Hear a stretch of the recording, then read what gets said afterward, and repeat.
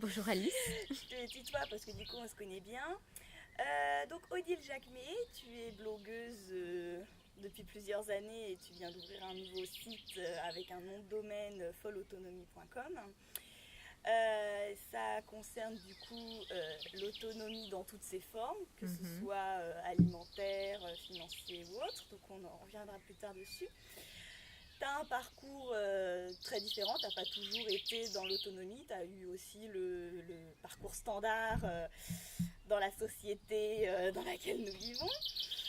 Alors comment tu as eu le déclic de l'autonomie, comment tu en es arrivé, vers quel âge tu as eu ce déclic, ça arrivé tardivement dans ta vie? Alors, je suis quelqu'un d'indépendant à la base et quelqu'un d'indépendant qui en même temps a été dépendante quasiment toute sa vie. C'était une catastrophe. Oui, je suis quelqu'un d'indépendant depuis toute petite. Hein. Et en même temps, j'ai eu un parcours, j'ai été mère au foyer, donc dépendante d'un mari avec un salaire qui est censé venir couvrir les besoins de la tribu et les miens aussi forcément. Et j'en crevais de tout ça.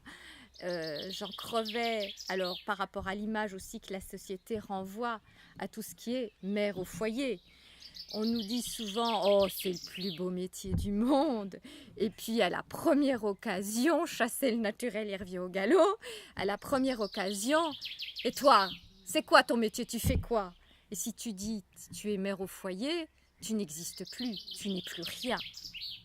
Pécadille, on te met au rencard. Donc, il faut arriver, et c'est par rapport à ça que mon côté indépendant, heureusement, était là, à mettre au rencard, à bazarder ces idées préconçues et cette rengaine que, je ne peux pas dire autrement, la société dans laquelle nous vivons nous renvoie.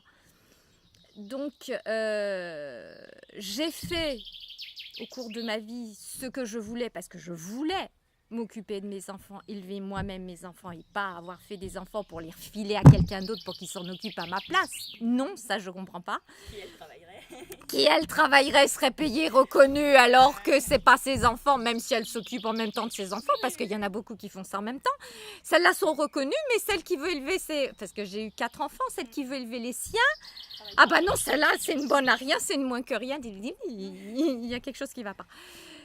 Donc, ce besoin d'autonomie, c'était à la fois un besoin de reconnaissance, il faut être logique, et de mettre ça, oui, de le concrétiser, d'arriver à...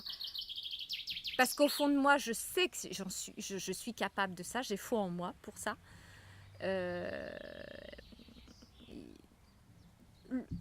Oui, l'exposer, l'exprimer, le vivre, Oui. Tu as eu envie d'essayer et à un moment où c'était beaucoup plus possible quand tes enfants étaient plus grands du coup pour toi, d'avoir du temps pour toi après à les avoir élevés finalement. D'accord. Et du coup, tu as eu après, tu as commencé par quoi? Pour être autonome au sens propre, tu as commencé par ton jardin, l'alimentaire, Alors, pour être autonome, je ne suis pas encore ce qu'on peut appeler autonome. Oui.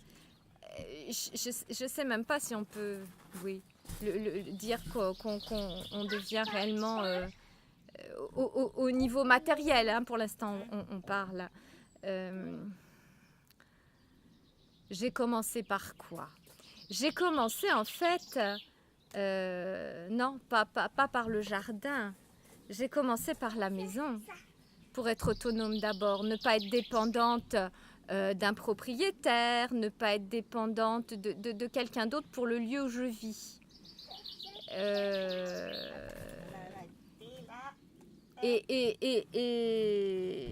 Et en même temps, c'est compliqué. Et en même temps se pose la question de l'argent, forcément. Pour démarrer, il faut un minimum pour pouvoir commencer quelque chose dans le monde dans lequel nous vivons. On n'est plus à l'époque où on pouvait se poser dans un coin de terrain et aller couper quelques branches, quelques troncs d'arbres et voilà, je me taille et je m'installe ma bicoque. Non, dans le monde où nous vivons, c'est plus possible. Donc pour moi, ça commençait par cet aspect toit sur la tête, lieu de protection. Le début de mon autonomie passait par ce passage-là obligé pour moi. Après le jardin, oui, surtout à l'époque à laquelle nous vivons, manger quelque chose de sain et pas empli de pesticides. Et puis manger ce que j'aime, ce que j'ai envie d'ingérer et pas des trucs sous emballage plastique trimballés de l'autre bout de la planète. Je suis pas contre les objets qui voyagent à travers la planète, c'est pas ça, mais ce que j'ai envie de manger, même si je mange des ananas, des bananes, à profusion. Mais ce que tu pouvais faire, voilà, ce qui peut pousser dans ce qui peut, humain, c'est ça. Et en même temps, j'estime que le corps humain a besoin aussi d'ingérer ce qui pousse là où il est. Parce qu'en fonction du lieu où on est, il me semble, je peux me tromper, mais il me semble qu'on est en résonance avec... donc ce qui pousse à tel endroit peut être bon pour le monde animal. Nous en faisons partie. Je ne sais pas comment dire, des ondes, de ce qui circule entre l'espace et le centre de la Terre, les énergies. Donc à tel endroit de la planète, il ne se passe pas la même chose qu'à tel autre. C'est adapté en fonction. L'alimentation, c'est pareil. Et ce même si maintenant, là où j'en suis maintenant, je pense que nous avons besoin de manger énormément de fruits et énormément de légumes, mais énormément de fruits d'abord. Donc c'est vrai que là, ici, nous sommes en Normandie. Donc les fruits, certes, mais bon, voilà. Ou alors sous serre, je ne suis pas encore au point à ce niveau-là, mais c'est plus complexe. Et donc, tu as choisi de faire du jardinage différemment aussi de ce qu'on connaît avec le retournement de la terre. Tu as choisi une technique que tu as connue sur Internet. Oui. Que tu as choisi de faire. Tu peux nous en dire un peu sur le fonctionnement? Déjà Internet, pour moi, c'est une bibliothèque immense de savoir et de conneries, certes, mais bon, de savoir. J'ai tendance à prendre le côté bon des choses en général. Donc j'ai appris énormément. Donc oui, bon, il y a le côté permaculture, il y a le côté faire des buts, même si... Oui, il y a eu différents essais, pas toujours... J'ai eu le passage poule qui sont venus me faire une razzia dans mes planements. J'ai eu un peu de tout.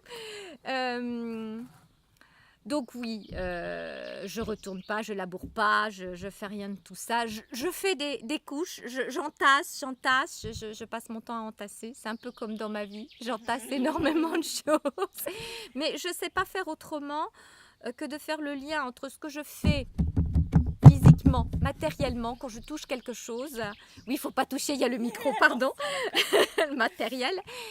Et intérieurement. Il faut absolument pour moi qu'il y ait ce jeu, que les choses fonctionnent ensemble.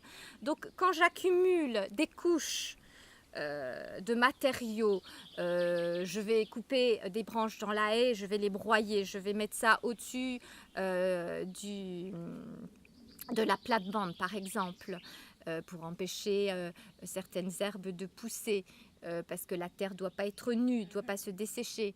Et puis l'eau doit rester en période de grosse chaleur. Bon, en ce moment, ce n'est pas le cas, mais bon. Tu nourris la terre. On nourrit la terre, voilà, c'est ça, exactement.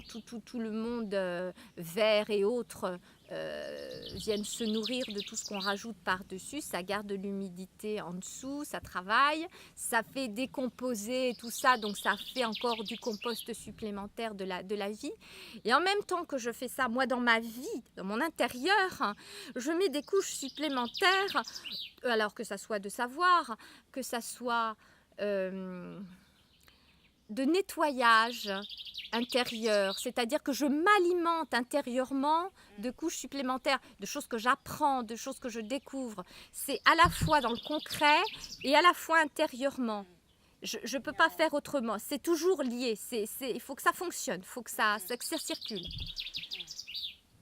Donc il y a ça, et puis il y a depuis 2 ans maintenant, les pyramides.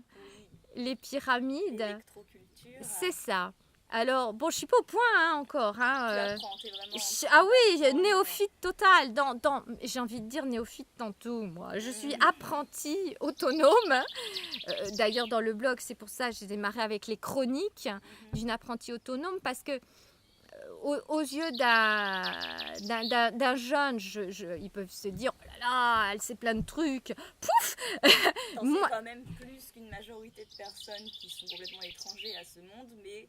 Tant qu'on reste dans la théorie, au niveau de la pratique, j'ai de la pratique, mais j'ai tellement ce sentiment de rien savoir, les 3/4 du temps, parce que j'expérimente quelque chose et puis il faut retransformer, donc il y a des ajustements à faire tout le temps. Donc je me dis, bon, bah ça va, mais ça, c'était pas bon. Donc c'est comme si pour moi, je savais rien. Là, je dévalorise un peu la nénette, mais complètement, c'est ça. Donc c'est pour ça que j'ai toujours l'impression de... Mais bon, je me suis dit que justement, à travers ce fichu blog, c'était l'occasion de développer ça. Donc oui, il y a des choses que je sais, donc j'en parle. Même si peut-être dans quelques mois ou voire une année, je vais dire après, bon bah non, là ça je le change, c'est pas bon, je vais faire autrement. Et puis c'est peut-être dû au lieu où je vis, au climat où je suis. Donc oui. Pour en revenir, donc permaculture, électroculture, et puis un autre point, je ne sais pas si ça a un nom, enfin, j'aime bien les choses laissées aller. Oui, le côté sauvage. Le côté sauvage, j'aime beaucoup parce que si on est là à défricher, à surveiller le moindre bout de pouce qui apparaît, alors les mauvaises herbes, je m'en fous. Enfin, ce qui est appelé mauvaises herbes qui n'en sont pas forcément. Qui n'en sont pas du tout. Oui. C'est même pas forcément. Si elles existent, c'est qu'il y a un équilibre quelconque. Si elles sont là, c'est qu'il y a une raison. Donc, non, il n'y a pas de mauvaises herbes. C'est comme pour moi, comme il n'y a pas de mauvaise personne en soi. Non plus, parce qu'elles sont là pour équilibrer autre chose ou pour nous apprendre autre chose. Par contre, des personnes qui peuvent être négatives ou des personnes qui peuvent être plus positives, c'est les optimistes et les pessimistes. Oui, c'est un équilibrage. On va me dire, certes, il peut y avoir des criminels et c'est pas des bonnes personnes. Oui, tout à fait. Mais il y a un équilibre qui se fait avec autre chose. Aussi pénible que ça soit à entendre. Donc le côté des mauvaises herbes, pour moi, c'est pareil. Tout en équilibre avec le côté spirituel. C'est hyper important pour moi, c'est essentiel. Il faut que tout ça, ça circule. D'accord. Donc oui, donc ton jardin est à l'état sauvage, mais tu arrives à y trouver l'alimentaire nécessaire. Tu as découvert aussi d'autres choses en laissant à l'état sauvage qui étaient finalement comestibles alors qui étaient vues comme mauvaises herbes.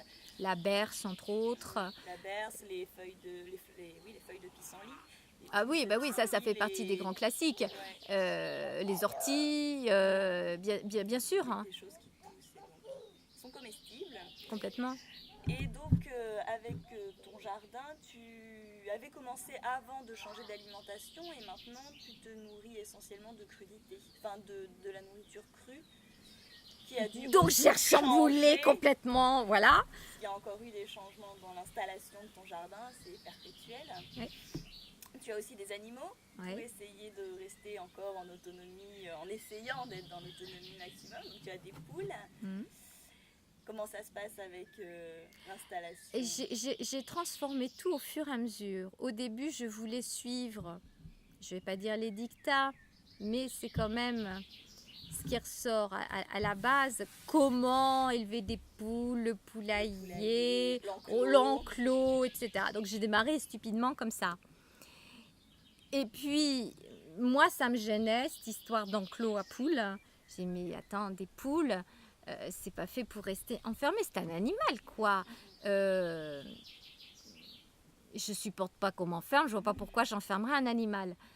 Donc, j'ai ouvert l'enclos. Et c'est la période où elles sont venues me faire une razzia dans le potager. C'est-à-dire que j'ai laissé les poules courir sur tout le terrain. Donc moi ici, j'ai un terrain de 2000 mètres carrés. Les poules, c'était la joie, la fiesta, ça court de partout. Et ça a couru sur le potager. Donc je me suis dit, bon là, va falloir faire autre chose. J'ai décidé de mettre du grillage autour du potager. Et j'ai mis du grillage autour de la terrasse de la maison. Donc c'est nous qui sommes ici dans un enclos, notre coin. Donc ça fait un petit peu petite terrasse si on était en ville par exemple. Les poules sont à l'extérieur. Donc en fait j'ai retransformé tout le jardin, tout le terrain. Et quelque part en dehors du coin de terrasse ici, c'est comme si c'était le bois. C'était la forêt autour, la prairie. Et au milieu de tout ça, j'ai des coins enclos où j'ai mes potagers, le petit coin verger, à l'abri des poules. Et les poules courent partout ailleurs sans problème. Elles vivent leur vie. Et, c'est elles qui sont libérées. Nous, on a la liberté de mouvement complet. De choix. Complet. Et le reste... Et ça cohabite très bien. C'est ça. C'est ça. Après plusieurs essais, du coup. Ah oui, parce que les enclos, j'ai agrandi, j'ai essayé plusieurs tailles, et puis évidemment, elles bouffent toute l'herbe. Donc après, soi-disant, il faut changer l'enclos de place. Mais c'est un cirque, qu'est-ce qu'on s'emmerde, la vie! Je comprends pas. Et donc avant, je faisais comme tout le monde, je passais la tondeuse, et je trouve ça d'une aberration. Alors au début, je me disais... par le biais de la permaculture, je me disais non, c'est bien récupérer les tontes d'herbe parce que comme ça, je mets en couche supplémentaire sur mes plates-bandes, ça fait du compost, etc. Oui, certes, n'empêche que si on envisage d'avoir des animaux, ça ne le fait absolument pas. Et les poules, elles mangent de l'herbe. J'ai découvert aussi les mœurs des gallinacés. Donc, ça mange les fleurs, ça mange les pissenlits, ça mange... une multitude... Oui, alors évidemment, c'est plus une tondeuse parce que j'ai des herbes hautes. Mais je vois quand les enfants viennent ici, les petits-enfants, ils se roulent avec bonheur dans les hautes herbes, ils se cachent là-dedans. Oui, ils sont dans la nature, ils sont... donc... plus proche de leur nature à eux. Clairement, on retrouve le côté sauvage, même si c'est pas ça, mais on le retrouve quand même. Et c'est ça que j'aime, c'est faire lier, encore pareil, lier tous les aspects. Nous, on a besoin... moi, j'ai besoin par certains moments que tout soit bien cadré, bien comme il faut, comme le côté ici des terrasses, il y a du gravier au sol, il n'y a pas un bout d'herbe qui dépasse ici, on touche pas. Mais à l'extérieur, au-delà, oui, profusion, abondance de tout, oui. Tu as fait en sorte que la nature te donne ce que tu as besoin sans qu'elle se plie à tes exigences. Sauf dans un petit cadre restreint, c'est ça. C'est ça, le plus restreint possible, qu'on y trouve tous nos... Oui, que chacun cohabite avec ceux dont il a besoin. Et du coup, tout ça, ça joue aussi sur ta santé, sur ce que tu as fait comme choix d'alimentation, Tu as décidé de passer au cru, au jus, avec les fruits et les légumes de ton jardin. Oui, enfin pour l'instant, je ne prends pas tant que ça dans le jardin parce qu'il faut attendre. C'est l'objectif. En devenir... C'est l'objectif. Et ce même si, alors c'est ce que je disais un peu tout à l'heure, et ce même si je mange des ananas, je mange des bananes, je ne vais pas faire pousser ça en Normandie, ça va être difficile. Donc oui, mais tout ce qui est pommier, tout ce qui est prune, reine-claude, mirabelle, des fraises à profusion, des framboisiers, qu'est-ce que j'ai, des groseilles, oui. Poirier. Et donc cette alimentation, ça correspond aussi sur le même principe de retourner aux sources, désapprendre un peu tout ce qu'on a essayé de nous inculquer depuis notre plus tendre enfance à l'école, dans la société, etc. Il faut même aller au-delà. Il faut même aller au-delà parce que moi, si je suis passée dans le cru, la déformation, c'était la cuisson. Donc ça peut remonter, je ne vais pas dire à la nuit des temps, mais c'est pas loin parce qu'on on nous vante le feu pour l'homme, que c'est l'élément majeur du développement, etc. Oui et non. Oui et non. Parce qu'il est évident que c'est quelque chose de magnifique. Et il est évident aussi que ces causes au niveau de l'alimentation bien des destructions. Tout stérilisé, alors ça c'est encore pire, ça c'est du 19e siècle, là c'est une catastrophe. Comme certains disent sur le net, la fameuse pasteurisation, oui c'est un désastre absolu. Le cru, ce que j'appelle l'alimentation vivante, je vois des différences sur moi, quoi. C'est flagrant. Physique,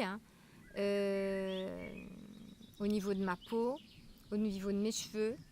Bon, j'ai perdu du poids, certes. Ça reviendra après quand le nettoyage intérieur sera, je vais dire, bien avancé, parce que je pense qu'il y a encore beaucoup à faire.